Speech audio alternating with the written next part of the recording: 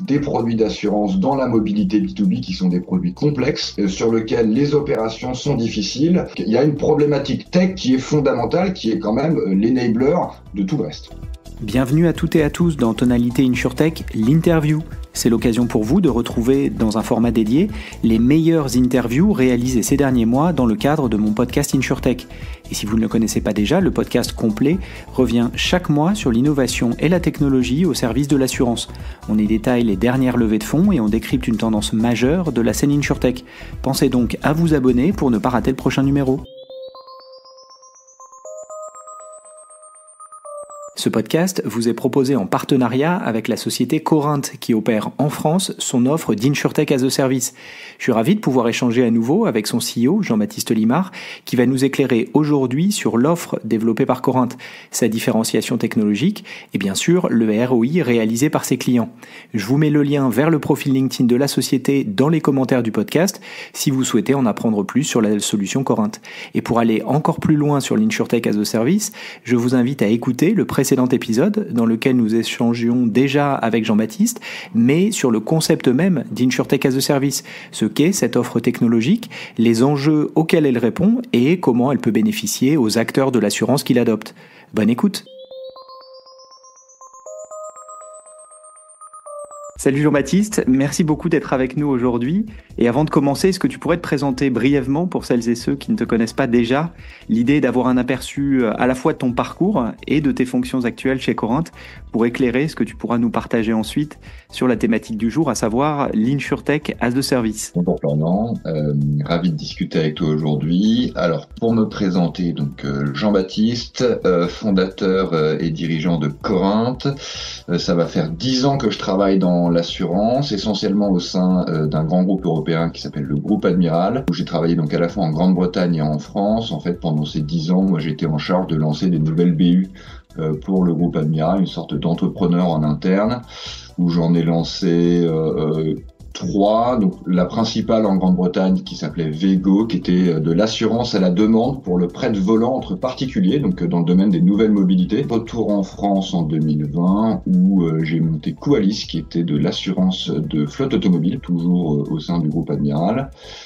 Et en 2022, avec mon cofondateur, on s'est rendu compte qu'il était maintenant temps qu'on vole de nos propres ailes, et donc on a monté Corinthe. Merci Jean-Baptiste. Et d'ailleurs, pour faire le lien avec la première partie de notre échange, durant laquelle on s'est concentré sur la technologie en elle-même et ses impacts potentiels dans l'assurance, est-ce que tu peux nous dresser le portrait robot de l'offre Corinthe? On a construit une plateforme produit d'assurance qui permet de gérer en temps réel et 100% en ligne des produits d'assurance complexes type flotte automobile, mobilité, avec beaucoup d'événements, avec beaucoup de changements sur ces polices. Grâce à cette plateforme et grâce à nos compétences métiers, on permet à nos partenaires courtiers et assureurs de mettre sur le marché très vite des produits innovants et de très bonne qualité. Top, c'est très clair.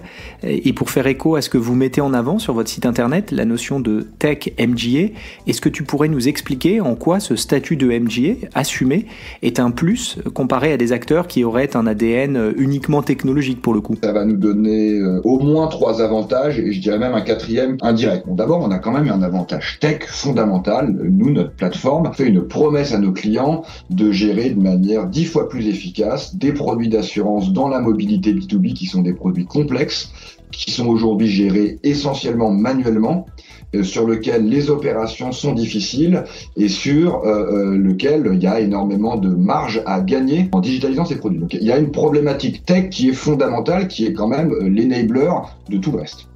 Il y a aussi quand même dans cette partie Tech MGA toute la problématique des compétences métiers. Nous, on parle exactement le même langage que nos partenaires. Moi, je sais parler de conformité, je sais discuter de reporting, je sais ce que c'est que la collecte de la prime, je sais ce que c'est que les impayés. Donc il y a vraiment une problématique de geste métier, client, utilisateur, sur lequel nous, on va être capable d'accompagner nos partenaires parce qu'on les connaît et on les vit. Et la 3e, c'est la capacité à aider le déploiement produit. C'est vraiment cette problématique de lead time.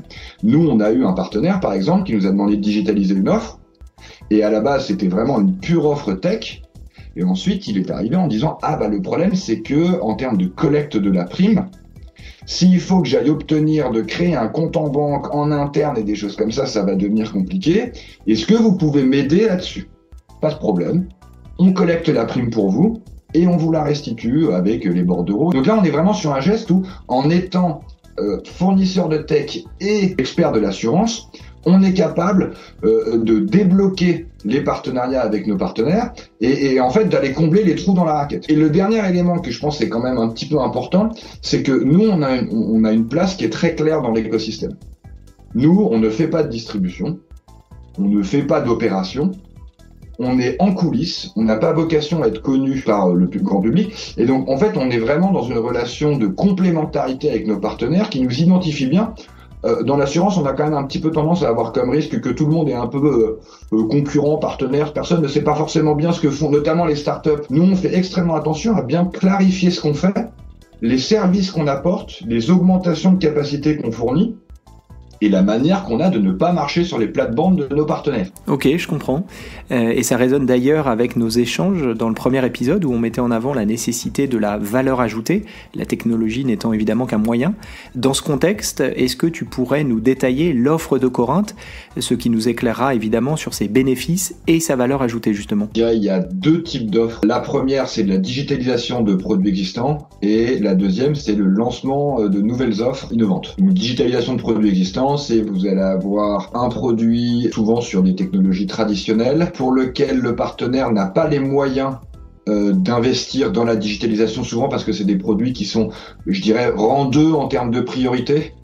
Parce qu'ils sont pas aussi gros ou aussi stratégiques que les produits principaux du partenaire, mais c'est quand même un peu la long tail de ces produits dont il faut évidemment s'occuper, sans pour autant que toutes les ressources et toute la machine soient au service de ces produits-là. Donc on a des gens qui viennent nous voir en disant voilà, aujourd'hui je suis bloqué avec un produit qui n'est pas très performant, la DSI ou les équipes en interne ne sont pas disponibles, et d'ailleurs je leur en veux même pas parce qu'elles ont bien raison de s'occuper de l'essentiel. Est-ce que vous pouvez m'aider à digitaliser? Et là on a assez facilement des capacités à aller complètement changer de génération des produits traditionnels. Et ça, on le fait notamment sur la flotte automobile. C'est vraiment ce sujet clé sur lequel nous, on est experts. Marché complexe, marché important, parce que c'est de l'auto, mais marché qui est rarement assez gros tout seul pour justifier une attention continue des équipes principales. Le deuxième type d'offre, c'est des produits innovants. Donc là, c'est typiquement ce qu'on a fait sur le vélo salarié avec Wacam. Donc là, c'est l'idée de dire que dans les domaines de la mobilité B2B, il y a tous les sujets des nouvelles mobilités. Mobilité verte, mobilité partagée, mobilité en entreprise, mobilité électrique. Et donc là, il y a un énorme besoin pour lancer des nouvelles offres intelligentes sur des portefeuilles qui sont souvent tout neufs. Mais quand même partir sur des fondations solides. Il ne s'agit pas juste de faire un MVP qui va nous permettre d'être en production en 4 semaines, mais derrière, on a autant peur du succès que de l'échec, parce que si le produit fonctionne et qu'il y a des volumes, la dette technique qu'on va avoir, la dette produit, on va avoir toutes les équipes. Donc l'idée, c'est de quand même être capable d'innover de manière scalable. C'est vraiment la problématique de la scalabilité que nous, on va montrer, c'est-à-dire qu'avec des produits lancés sur notre plateforme et avec notre partenariat, vous serez capable de gérer les 3 premiers clients et le millionième client. Et ça, c'est très important parce que c'est essentiel de rassurer les partenaires qui ne mettent pas le doigt dans un engrenage dont ils pourraient venir à regretter le succès. On est sur ces deux problématiques, digitalisation d'existantes, sur des gros marchés traditionnels très enquistés et très très peu efficaces, et lancement de nouvelles offres. Et au-delà de cet aspect et de la couverture de la chaîne de valeur, j'ai constaté en préparant l'interview que vous aviez pris une direction produit très assumée. Votre site internet fait en effet référence aux assurances, je cite, de mobilité B2B. Est-ce que tu peux nous expliquer ce choix?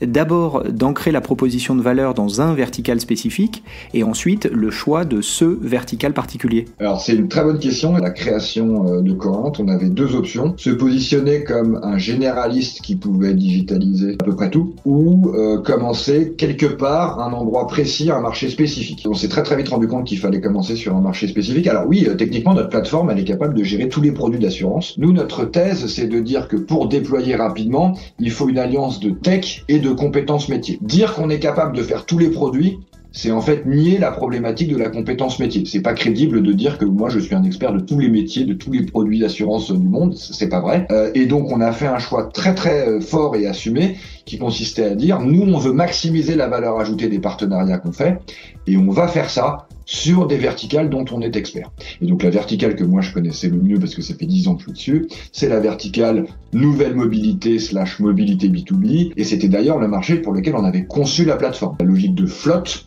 cette logique et cette capacité de gérer en temps réel des polices complexes, où on va recalculer instantanément tous les états de la police pour être capable de gérer les cas complexes de véhicules avec des dates d'effet dans le passé, dans le futur, avec des annulations, des modifications, des retards. C'était vraiment le use case de base, la flotte automobile. Et on s'est rendu compte qu'il fallait pas du tout s'en écarter. Au contraire, pour maximiser la valeur qu'on offre à nos partenaires, il fallait pousser à fond cette logique et les accompagner, devenir des experts de la mobilité B2B. Nous, notre obsession, c'est de déployer des produits tangibles. C'est d'être capable de montrer du business réel. Enfin, je suis désolé, on est quand même là pour parler d'argent, pour parler portefeuille, pour parler clients, pour parler primes.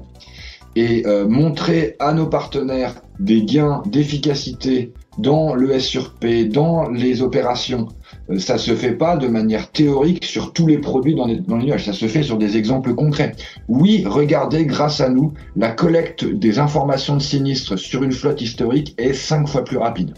Oui, grâce à nous, la génération d'un document pour signer une nouvelle police et même des avenants de flotte se fait en temps réel. Et il y a ensuite, je pense, une logique business à moyen terme, c'est que ces offres de mobilité B2B, elles résonnent très bien, elles fonctionnent très bien ensemble. Par exemple, la logique, c'est de dire, une entreprise qui a 150 voitures en flotte, elle a probablement 500 à 1000 salariés, elle va aussi en avoir 150 ou 200 qui bientôt vont venir en vélo. Et donc en fait, il est plus possible d'envisager des offres un peu silotées où vous avez la mobilité qui se fait juste sur de l'auto ou juste sur du travel ou juste sur du vélo. Et c'est vrai que nous, notre plateforme, elle a cette ambition de pouvoir agréger différentes offres pour permettre de manière fluide le passage d'une mobilité traditionnelle 100% auto à des mobilités flexibles, vertes et multimode. En effet, ça a beaucoup de sens que d'opter comme ça pour un positionnement clair pour commencer. Et pour faire un pas de plus dans la compréhension de l'offre Corinth, est-ce que tu pourrais nous détailler les bénéfices pour vos partenaires en t'appuyant sur vos produits principaux ? Principal cas d'usage sur lequel nous, Corinth, on se positionne, c'est donc l'assurance des flottes automobiles, qui est donc un gros sujet, un gros marché, très technique, très complexe. Je suis pas sûr qu'il y ait de produits d'assurance plus complexes qu'une assurance de flotte automobile. C'est complexe à la fois parce que c'est de l'assurance auto, donc c'est des risques très importants, responsabilité illimitée, RC obligatoire. C'est des gestes complexes parce qu'il y a des obligations de déclaration en temps réel ou FVA, et donc il y a un impératif de qualité de gestion qui n'est pas négociable. Et c'est aussi un sujet complexe parce que vous avez des polices avec beaucoup de mouvements.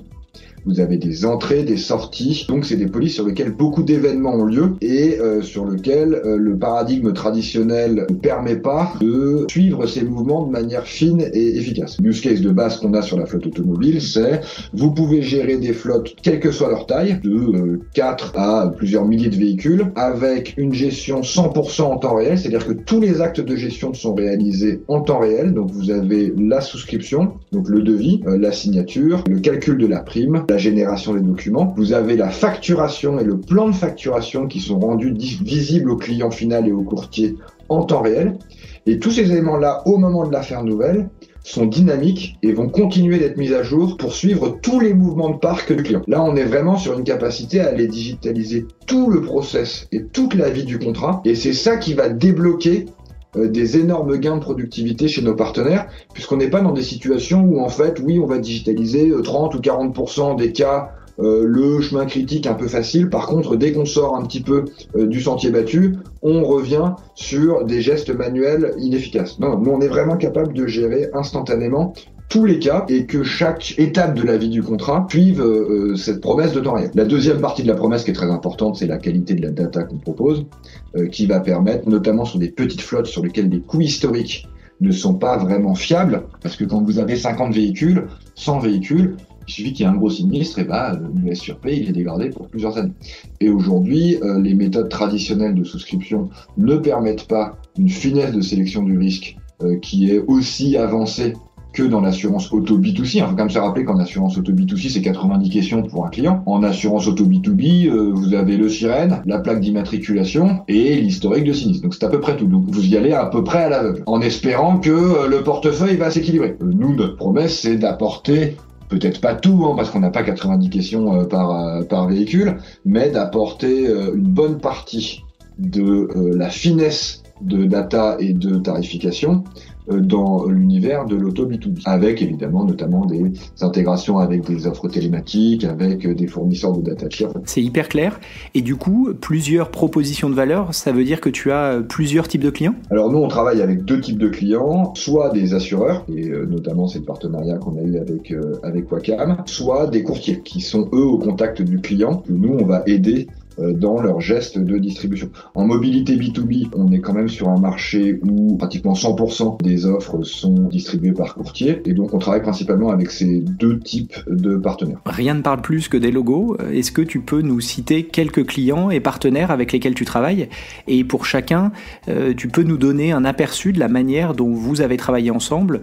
Quel était l'enjeu finalement pour eux ? On est allé identifier avec Wacam un nouveau marché qui est l'assurance du vélo intégré dans le monde du travail, où on réplique la mutuelle ou le ticket restaurant. Donc cette logique que l'entreprise organise une offre d'assurance pour ses salariés, donc une espèce de bénéfice salarié, mais qui s'applique à l'assurance du vélo personnel des équipes. Ça aide les partenaires courtiers-distributeurs à se positionner comme partenaires de l'innovation et des nouvelles mobilités de leurs entreprises. Un marché potentiellement gigantesque, il y a 22 millions de vélos en France. Cette offre, elle est pertinente notamment parce qu'elle est 100% digitale sur notre plateforme, et on permet évidemment à notre partenaire Wacam de continuer de se positionner comme la référence sur les nouvelles offres d'assurance. Dans les autres use cases, on se positionne également sur les problématiques de digitalisation. On a fait la digitalisation d'un produit d'assistance pour Willis Towers Watson, qui a été un superbe partenariat parce qu'on a montré qu'on était capable d'aller très vite. On a également un autre exemple là que je donne parmi d'autres. On a également digitalisé un tarificateur.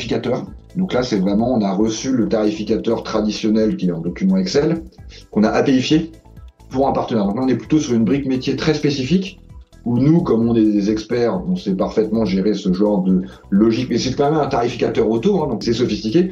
Mais nous, on l'a fait en quelques semaines parce que c'est un geste qu'on maîtrise parfaitement. Vous avez à la fois flotte auto, digitalisation de fond d'un gros marché traditionnel, vélo salarié, offre innovante, qui permet d'animer le marché et de se positionner sur ces nouveaux usages, et digitalisation un petit peu, peut-être pas opportuniste, mais spécifique, locale, où là on vient répondre à un besoin. On a vraiment des clients qui nous disent « je voudrais ça, est-ce que vous pouvez nous le faire ?» Oui, bien sûr. Et je pense que c'est une bonne image de la manière dont nous on essaie d'aider le marché et d'apporter de la valeur, à la fois en proposant une vision sur flotte auto et sur vélo salarié, mais en étant également totalement en réponse aux besoins de nos partenaires. Merci beaucoup Jean-Baptiste, c'est hyper clair, à la fois sur le positionnement, la valeur ajoutée, et puis sur la manière d'adresser le marché pour répondre justement à des besoins très concrets et démontrer ta valeur ajoutée sur des cas d'usage connexes et cohérents.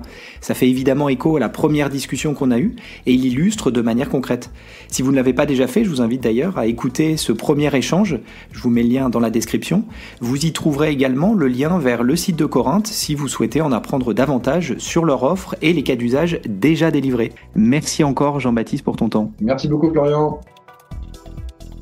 C'est la fin de cet épisode, merci pour votre écoute. Si le contenu vous a plu, n'hésitez pas à le partager autour de vous, auprès de vos collègues. Puis ravi d'échanger ensemble, vous pouvez facilement me retrouver sur les réseaux sociaux, Twitter, LinkedIn. Et évidemment, je vous donne rendez-vous pour le prochain numéro de Tonalité InsurTech. À bientôt.